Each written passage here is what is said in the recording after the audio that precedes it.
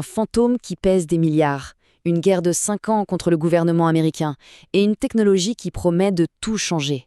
Non, ce n'est pas un film, c'est l'histoire de XRP.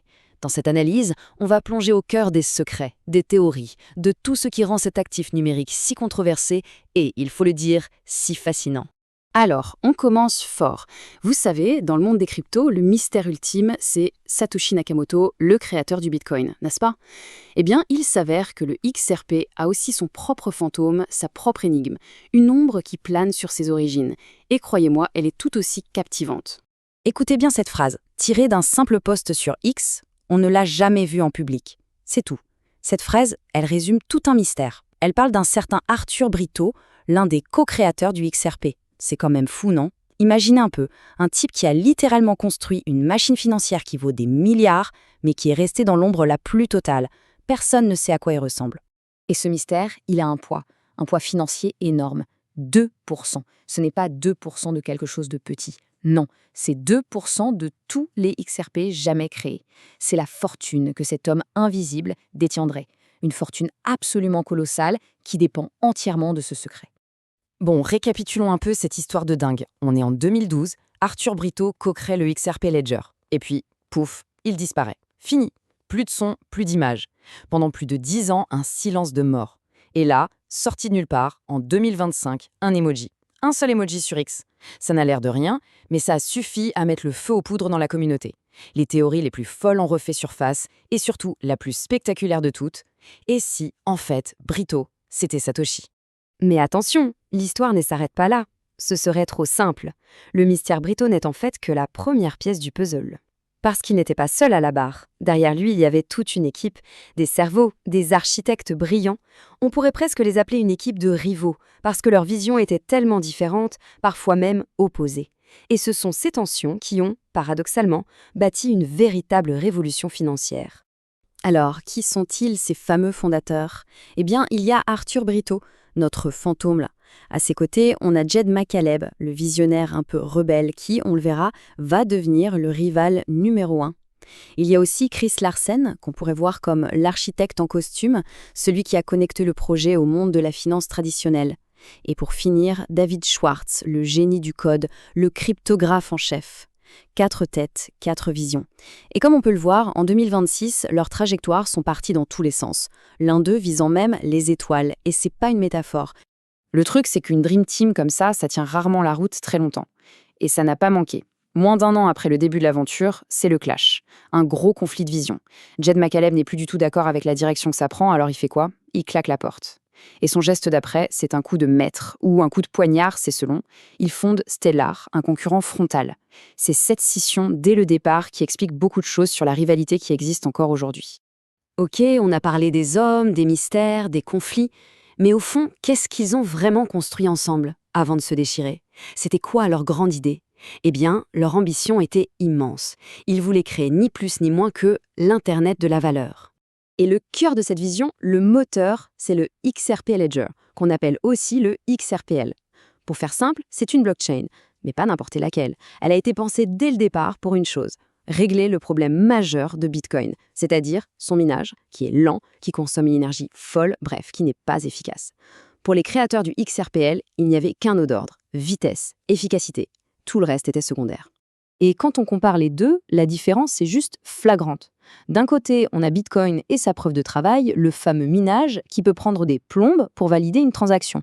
De l'autre côté, le XRPL fonctionne par consensus. Des validateurs se mettent d'accord et bim, en 3 à 5 secondes, c'est réglé. On parle de potentiellement 1500 transactions par seconde, avec une consommation d'énergie ridicule en comparaison. C'est un autre monde. Et là, accrochez-vous bien, parce que c'est une petite pépite historique que peu de gens connaissent. L'un des premiers à avoir reconnu le potentiel de cette approche, c'était Satoshi Nakamoto, oui, le créateur de Bitcoin en personne. Dans un email qui date de 2009, donc bien avant que le XRPL n'existe, il parlait déjà de l'ancêtre du projet, RipplePay, et il disait que c'était une façon unique de décentraliser la confiance.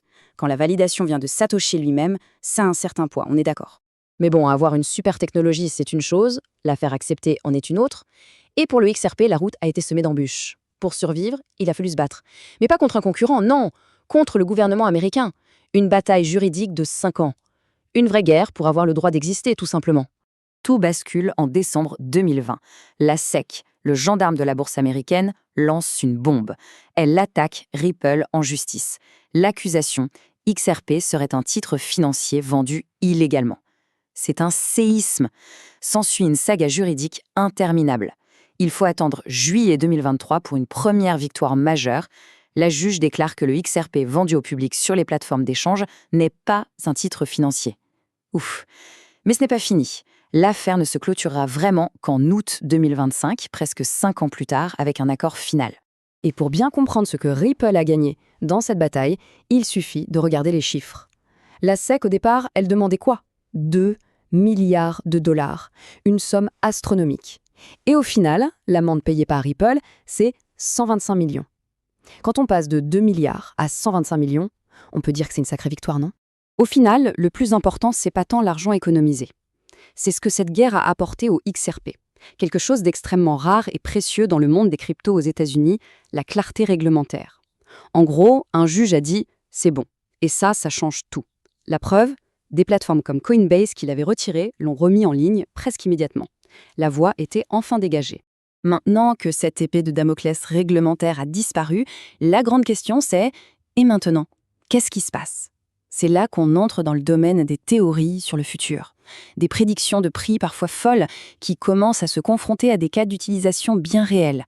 Et attention, on ne parle plus de simples expériences.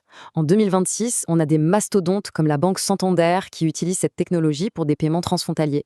On a plus de 20 banques centrales qui travaillent avec Ripple pour leur projet de monnaie numérique. Et puis il y a des projets un peu fous, comme à Dubaï, où l'objectif est de mettre 16 milliards de dollars de biens immobiliers sur le XRP Ledger.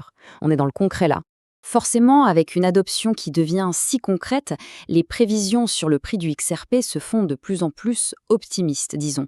Et ça ne vient plus seulement d'influenceurs sur Internet, non, là on parle de la Standard Chartered, une grande banque internationale qui avance un objectif de prix de 8 dollars.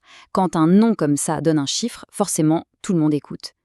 D'accord, mais 8 dollars, comment on y arrive ? Qu'est-ce qui pourrait déclencher une telle hausse ? Eh bien, pour beaucoup d'experts, le mot magique, c'est Clarity Act. C'est le nom d'un projet de loi aux États-Unis. S'il passe, il classerait officiellement le XRP comme une marchandise numérique, au même titre que le Bitcoin ou l'or. Et ça, pour les gros investisseurs institutionnels, ce serait le signal, le feu vert qu'ils attendent tous pour se lancer massivement.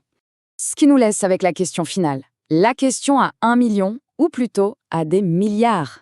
Cette technologie, née de l'esprit d'une équipe de rivaux qui a survécu à une guerre contre le gouvernement, est-elle vraiment sur le point de devenir un des piliers de la finance de demain ? Ou est-ce que tout ça restera une belle théorie, une vision aussi ambitieuse et aussi insaisissable que son mystérieux créateur ? Ce qui est sûr, c'est que le prochain chapitre est encore à écrire.